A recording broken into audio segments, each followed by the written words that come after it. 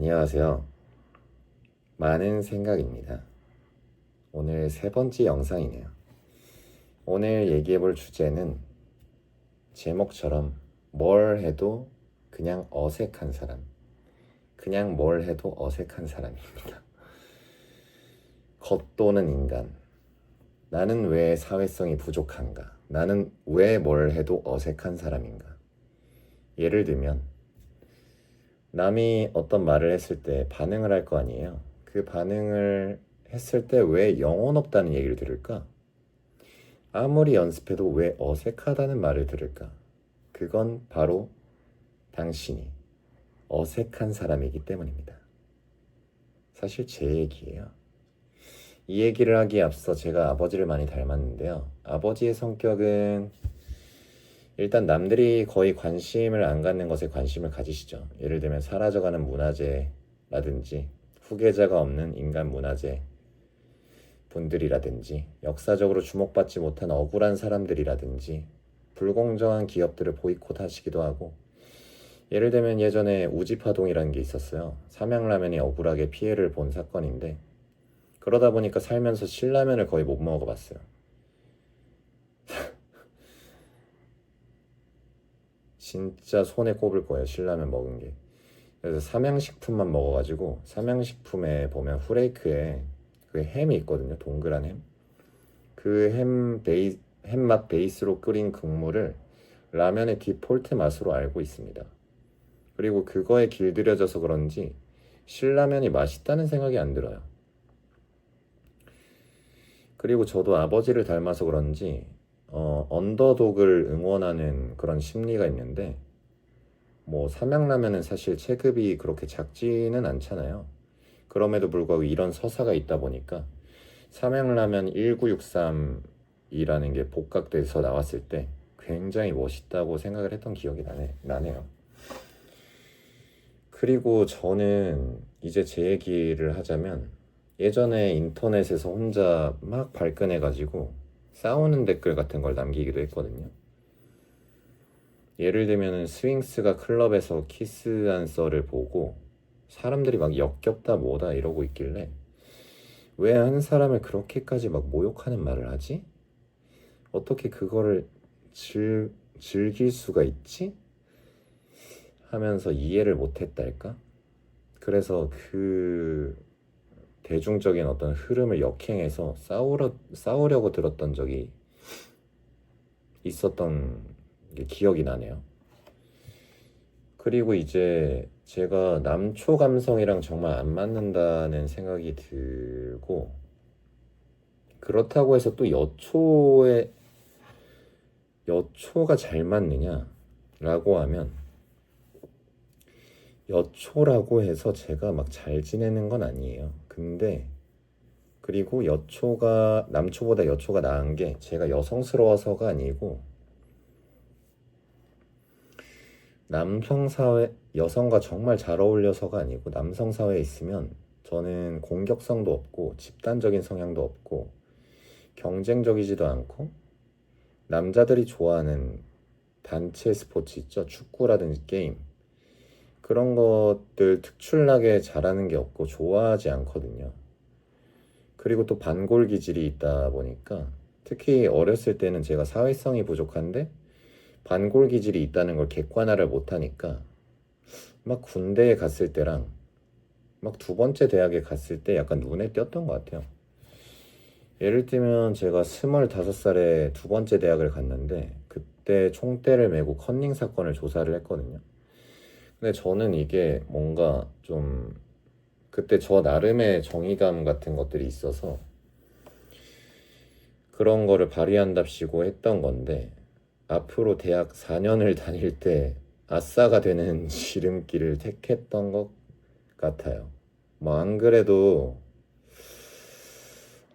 사회성이 부족하니까 아싸가 됐을 텐데, 더 빠르게 그러니까 뭔가 그냥 아싸가 아니고, 뭔가 사람들이 싫어하는 아싸가 되는 지름길을 택했던 것 같기도 하네요.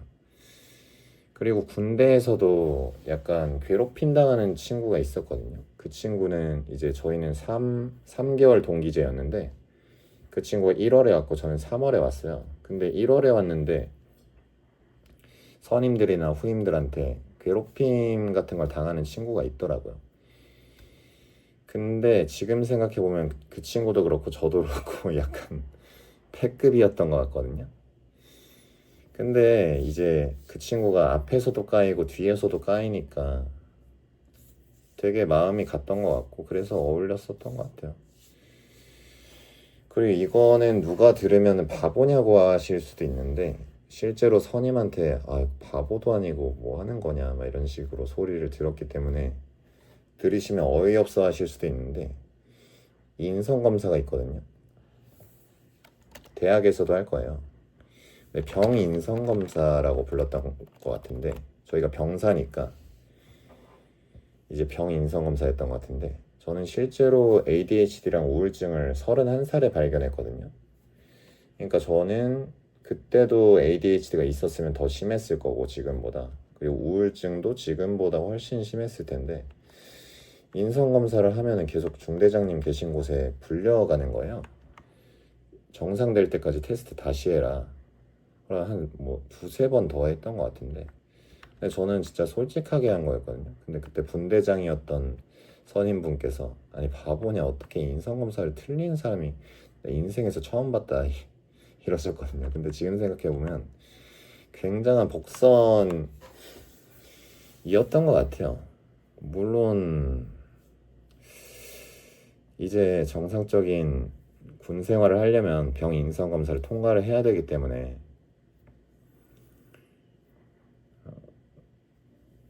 뭐 당연히 그렇게 말씀하실 수도 있는데 그 참 레전드네요. 그리고 이제 또 저는 욕은 물론이고 조금 어감이 센 유행어 같은 것도 잘 사용 안 하거든요. 예를 들면 중학교 때에 친구가 갑자기 빡쳤냐? 막 이러는 거야. 근데 빡쳤냐? 근데 어감이 너무 센 거예요. 빡치다? 화났다라는 말이 있는데 왜 빡치단 말을 쓰지? 그래서 어린 마음에 그게 굉장히 불편했던 기억이 나고 어감이 좀 센 말들을 들으면 진짜 마음이 불편해지더라고요. 그래서 약간 그런 말을 하면서 즐거워하는 사람들이 있는가 하면 그런 말들을 들었을 때 불편해하는 사람들이 있는 건데 그게 이제 개인의 취향적인 영역이라고 이제 이해하니까 내가 누구와 어울려야 되는지 누구와 좀 안 어울리는지 그런 거를 좀 이제는 이해를 하게 되는 느낌?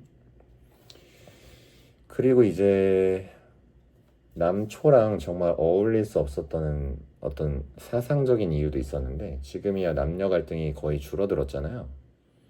그리고 남녀 갈등을 막 짚히려고 하면 사람들이 아 또 갈등 또 사람들 분열시키냐 막 이런 말이 나올 정도로 이제는 사그라들었는데 그때 10년 전에는 남녀 갈등의 시작 같은 물결이 시작되고 있었고 한창 페미니즘이 대두될 때였거든요.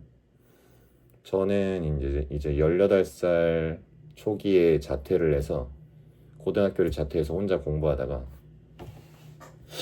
이제 1년 정도 뒤인 19살 중반쯤부터 청소년 인권운동에 관심을 갖기 시작했어요. 그렇게 시작된 관심이 노동, 환경, 여성, 성소수자, 이주민 등 뭐 이런 인권들로 자연스럽게 되게 번졌고 그러다 보니까 이제 여성 인권에도 당연히 관심을 갖고 있었는데 군대에서는 저와 같은 사람을 찾을 수가 없었고 사실 사회에서 그런 사람을 찾으려면 그런 단체를 가야 보통 찾을 수 있지 사회에서는 정말 찾기는 어렵더라고요. 그래서 오히려 막 후임도 그렇고 선임분들도 그렇고 저를 보면서 너무 순수하다고 말하면서 내가 바꿔주겠다 라고 하면서 음담패설을 막 하고 그랬어요. 근데 그때 당시에는 진짜 제가 엄청나게 예민할 때고 엄청나게 사상적으로 그런 소수의 사람들을 좀 지지할 때라 되게 폭력적으로 느껴졌었던 것 같아요. 아, 이게 권력인가? 그래서 남초와 거리를 두는 계기가 됐던 것 같고, 그렇다고 해서 뭐 여성이라고 해서 폭력성이나 공격성이 없는 건 아니죠. 그래도 사람 대놓고 앞에서 그런 말을 하는 여성을 제가 개인적인 맥락 속에서 보지 않았다 보니까 남초보다 여초가 낫다 이렇게 느꼈던 것 같아요.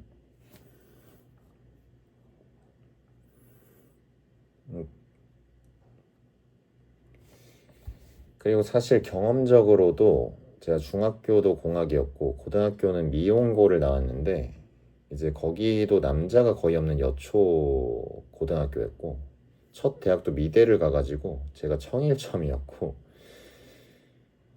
선배들 중에도 남자가 한두 명밖에 없는 진짜 여초과였고 그러다가 처음 간 남초가 군대였다 보니까 더 적응을 못했던 것 같아요. 정말 적응을 못했어요. 그리고 군대 생활관에 비어 있을 때 이제 다른 사람 아무도 관심 없다 보니까 다른 사람들은 막 축구하러 나갔을 때 저 혼자 이제 이누야샤 애니메이션판 보고 그랬거든요. 그러다가 가끔씩 사람들 생활관 들어오면 뭐 이런 걸 보고 있냐 이런 얘기를 하기도 하고 저희 아버지도 이제 가끔 제가 본가를 가서 보면 아버지 혼자 TV를 보실 때 시청률 1% 나올까 말까 한 머털도사 시리즈를 막 정주행하고 계신 거예요. 그래서 와 진짜 아빠는 비주류구나 그런 생각을 한 적이 있고 비주류 키키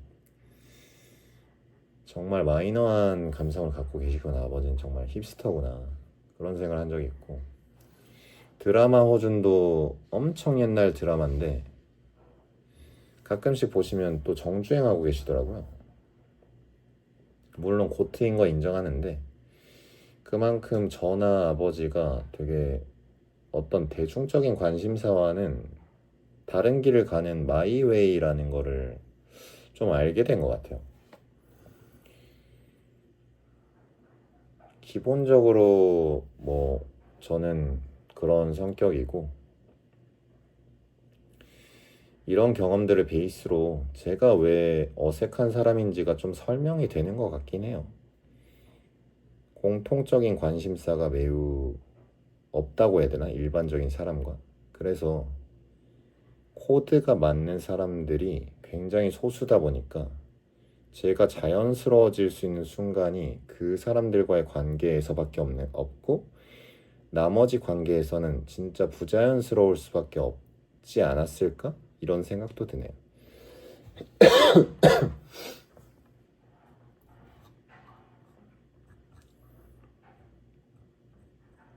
벌써 이제 13분을 얘기를 했는데 내용이 반절밖에 얘기를 못했어요. 그래서 2부에서 한번 또 얘기를 해보겠습니다. 네, 오늘은 여기까지 하고 다음 주에 또 뵙겠습니다.